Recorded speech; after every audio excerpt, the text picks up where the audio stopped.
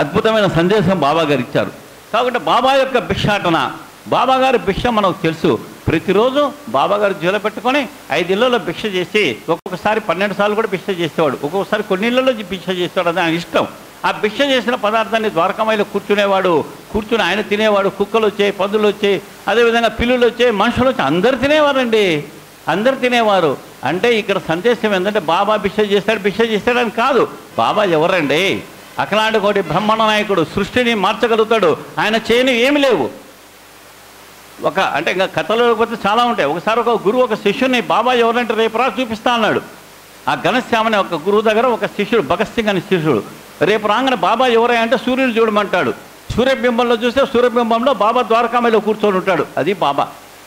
ఒకసారి బాబా గారు ద్వారకామాయిలో ఒకడు పండుకొని ఉంటే బాబా అటు ఇటు తిరుగుతూ ఉంటే తర్వాత వెలుగు వస్తుంది ద్వారకామాయిలోకి.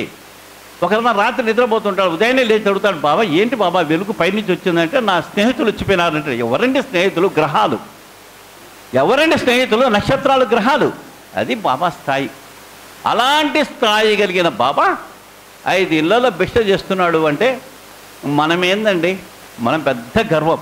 నాకు ఆ స్థాయి, ఉద్యోగము, నా అహంకారము, నా డబ్బు, ధనము. మనం భిక్ష చేస్తామా? జోల పెట్టుకుంటామా? అడుగుతామా? 5 ఇళ్లలో పోయి అడగమనంటే భిక్ష చేసి నీలో ఉన్న గర్వం పోతుంది, అహంకారం పోతుంది, నేను అనేది చచ్చిపోతుందండి. నేను అనేది చచ్చిపోతుంది. అది బాబా గారు నీలో ఉన్న అహంకారాన్ని తగ్గించు, నీలో ఉన్న గర్వాన్ని తగ్గించు. భిక్ష చేస్తే అసలు నీవు జీరో అంటే ఆ స్థాయి కలిగిన వాడు భిక్ష చేస్తే ఆయనలో ఉన్న అహంకారాన్ని తగ్గించుకొని చేయడం అనేది మనకిచ్చిన సందేశం. అది బాబా తీసుకోవాల్సిన సందేశం. కాకుంటే కుక్కలు వస్తాయి, పందులు వస్తాయి, అన్నీ వస్తాయి. ఏంటి అది? మన యొక్క వేదాంతాన్ని అక్కడ చెప్పాడు బాబా. సర్వజీవులలో భగవంతుడు ఉన్నాడు, కుక్కలో ఉన్నాడు, పందిలో ఉన్నాడు, నీలో ఉన్నాడు, నాలో ఉన్నాడు.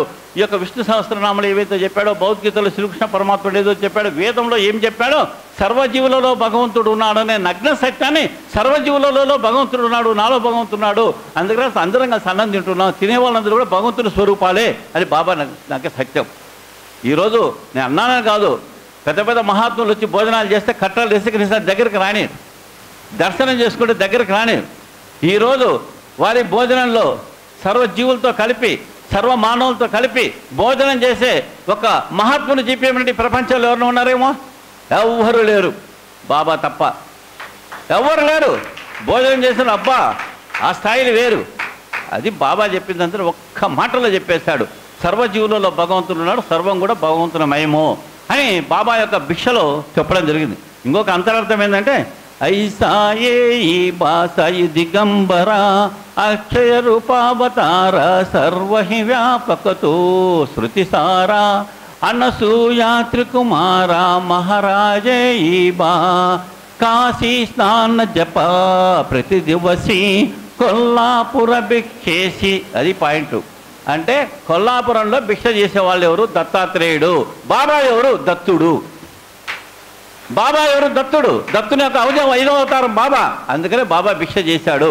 అంటే ఆయన మూలము దత్తాత్రేయుడు భిక్ష చేస్తున్నాడు కాబట్టి ఈరోజు బాబా కూడా భిక్ష చేస్తున్నాడు. అంటే బాబా దత్తుని యొక్క అవతారం కాబట్టి బాబా నిత్యం కూడా భిక్ష చేస్తున్నాడు. బాబా భిక్ష చేసిన అంతరార్థం ఏంటంటే ఆయన సాక్షాత్తు దత్త స్వరూపం కాబట్టి.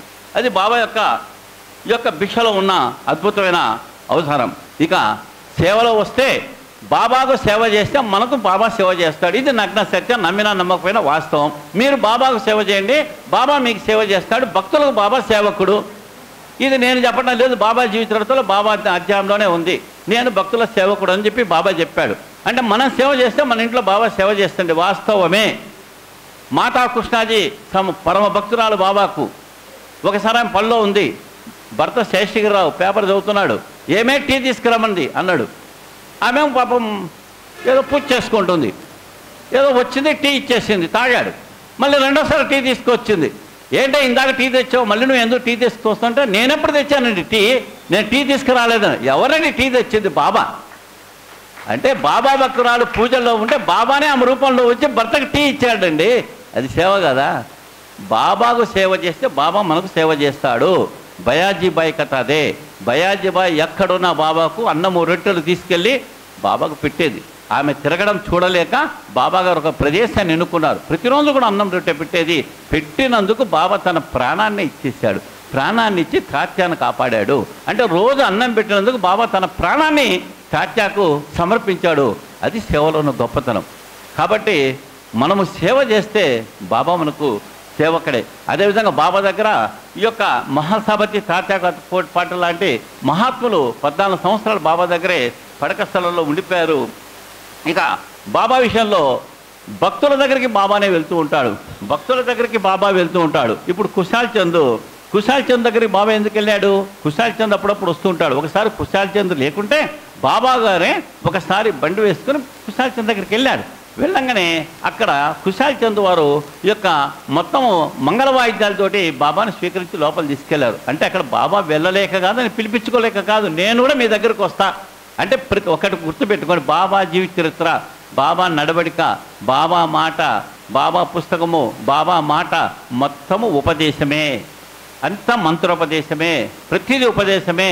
దాంట్లో పై కథలు కాదు మనకు కావాల్సింది అంతరార్థాలు మనం తెలుసుకోగలిగితే అద్భుతాలే, ఆనిముత్యాలే. పైకి ఏదో కథలు చదువుతుంటాం, కథలు కాదు, కథలలో ఉన్న ఆనిముత్యాలు మనం పట్టుకోవాలి. ఆనిముత్యాలు మనం పట్టుకుంటే మన చేతిలో ఇక బంగారము ముత్యాలు ఉన్నట్టే.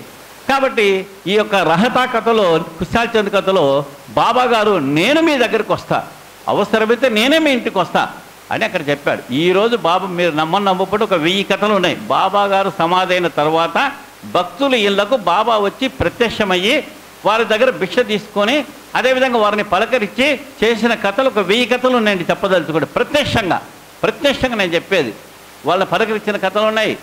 అదేవిధంగా వాళ్ళ షిరిడికి రమ్మని కథలు ఉన్నాయి. చనిపోయిన వాళ్ళకు బాబానే దహన సంస్కారాలు చేశారు. బాబానే శవం పట్టుకొని తీసుకెళ్ళి కొండ తిప్పి నిప్పు పెట్టి కాల్చాడు. అవి కూడా ఉన్నాయండి. ఏది ఈ మధ్య కాలంలో అంటే బాబా గారు చనిపోయిన తర్వాత కూడా ఈరోజు ప్రత్యక్షంగా కోట్ల మందికి బాబా దగ్గరికి వెళ్తున్నాడు, కనపడుతున్నాడు.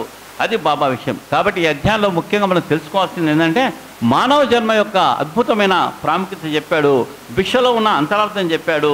బయాజీబాయి కథలో సేవలో ఉన్న అంతరార్థం చెప్పాడు. అదేవిధంగా కుశాల్ చంద్ కథలో ఈ యొక్క భక్తుల వద్దకే నేను వెళ్తాను అని బాబా చెప్పడం జరిగింది. అదేవిధంగా ఈ యొక్క 9వ అధ్యాయంలో ఏంటంటే ఈ యొక్క షిరిడి యాత్ర అనేది ఎలా అంటే, షిరిడి యాత్రలో మనం బాబా జీవిత చరిత్రలో వెళ్తే షిరిడి యాత్ర యొక్క లక్షణం ఏంటి అంటే, ఒకసారి తాత్యాకోతే పాటిల్ బాబా దగ్గర ఎప్పుడు ఉంటాడు. బాబా దగ్గర పరమ భక్తుడు. తాత్య అంటే ఎప్పుడు బాబా దగ్గరే పడుకుంటాడు. తాత్య కోసం బాబా తన ప్రాణామే ఇచ్చాడు. 14 సంవత్సరాలు బాబా దగ్గర ఉన్నాడు. ఆ తాత్య ఒకసారి కోపర్గాం వెళ్ళాలనుకుంటాడు. కోపర్గాం వెళ్ళి బాబా నేను ఇట్లా పలానా సంత ఉంది వెళ్తున్నా బాబా అంటాడు. అరే ఇప్పుడు ఏం వెళ్తావు లేరా, రేపు పిల్లరా అంటాడు. లేదు బాబా నేను వెళ్తా, సామాన్దాన్ని తీసుకెళ్ళి, కనీసం వద్దన్నాడు, వింటేగా చచ్చి ఏంటి సామాన్ తీసుకెళ్ళమన్నాడు. సరే తీసుకెళ్తా, అది సామాను కూడా తీసుకెళ్ళా. కొంత దూరం పోయాడు, ఆ ఎరుకు బండి కింద పడి కాళ్ళు చేతులు దెబ్బతిన్నాయి. ఏంటి దాని అర్థము? బాబాకు పరమ భక్తుడైనప్పటికీ కూడా బాబా మాట కాదనంటే కష్టాలు పాలు కావాల్సిందే. అంటే ఏదైనా బాబా మాట వింటేనే మనకు సుఖం. అంటే బాబాకు తెలుసు భవిష్యత్తు ఏమొస్తుందో, అక్కడ ఏం యాక్సిడెంట్ అవుతుందో, ఏ బస్సు వస్తుందో, ఏ రైలు వస్తుందో, ఏది గుద్దుతుందో, ఏం ప్రమాదం వస్తుందో, ఎక్కడ చస్తామో బాబాకు తెలుసు. అందుకని బాబా చెప్తాడు వద్దు అంటాడు. అయినా మనం వెళ్తున్నాం. అయితే ఏంది, బాబా భక్తులు కాబట్టి ప్రాణం పోకుండా దెబ్బలతో బయట పెట్టాడు. అదేవిధంగా ఐరోపా దేశ పెద్ద మనిషిలో కూడా బాబా అదే చెప్పాడు. ఐరోపా దేశ పెద్ద మనిషి కూడా బాబా దగ్గరికి వచ్చాడు. వచ్చి బాబాను నమస్కరించాడు. బాబా పైకి రానియలేదు, కిందనే ఉన్నాడు. అతను ఏదో బాబాను ముద్దు పెట్టుకోవాలనుకున్నాడు. ముద్దు పెట్టుకోవాలంటే బాబా యాక్సెప్ట్ చేయలేదు. ఎందుకంటే బాబాకుండే మనసులో ఉండే ఆలోచనలు బాబాకుంటాయి. ఏంటి సరే అతను ఇసుకు పొందాడు, అసంతృప్తి పొందాడు. ఏందబ్బా బాబా నన్ను పైకి రానియలేదు, కనీసం ముద్దు పెట్టుకునే లేదని అతను వెళ్ళాలనుకుంటాడు. అతను కూడా చెప్తాడు బాబా వద్దు నాయన, ఈరోజు వెళ్ళొద్దు, రేపు వెళ్ళొద్దు.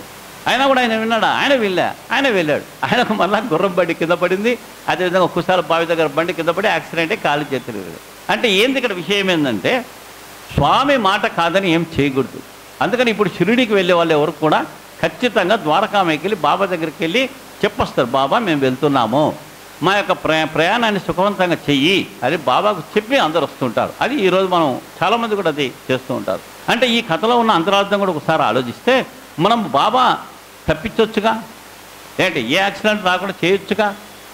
అంటే ఎందుకు అంటే కొన్ని ఈ యొక్క ప్రకృతి సంబంధించిన కొన్ని లక్షణాలు ఉంటాయి. ఆ ప్రకృతికి సంబంధించిన, ఆ సృష్టి సంబంధించిన కొన్ని విషయాలు ఉంటాయి. ఆ సృష్టి సంబంధించిన విషయాలలో కూడా కొన్నిసార్లు భగవంతుడు జోక్యం చేసుకోకుండా ఒక సూచన ఇస్తాడు, ఇది మంచిది కాదని. అది వినకుండా ఉంటే కొద్దిగా తగ్గిస్తాడు అంతే. ఎందుకంటే ఈరోజు మన పెద్దవాళ్ళు చెప్పారు కదా, అమావాస్య రోజు పోవద్దురా అంటారు, అష్టమి రోజు పోవద్దురా అంటారు, అదేవిధంగా ఆషాఢ మాసంలో పెళ్లి చేసుకోవద్దు అంటారు. ఏంటి ఇవన్నీ? అవి కూడా బాబా ఇక్కడ పాటించాడు ఈ కథలో అవి కూడా పాటించాడు. ఈరోజు వద్దు, రేపు ఎందుకు వద్దు చెప్పండి, బాబా ఎందుకు వద్దు అన్నాడు. దాంట్లో అంతరార్థాలు ఎన్నో ఉన్నాయి. అంతరార్థాలలో మన పెద్దలు చెప్పినట్టుగా మంచి చెడు రోజులు కూడా ఉంటాయి కాబట్టి బాబా కూడా దాన్ని పరోక్షంగా పాటించి ఈ విధంగా బాబా సలహా ఇచ్చేవాడు.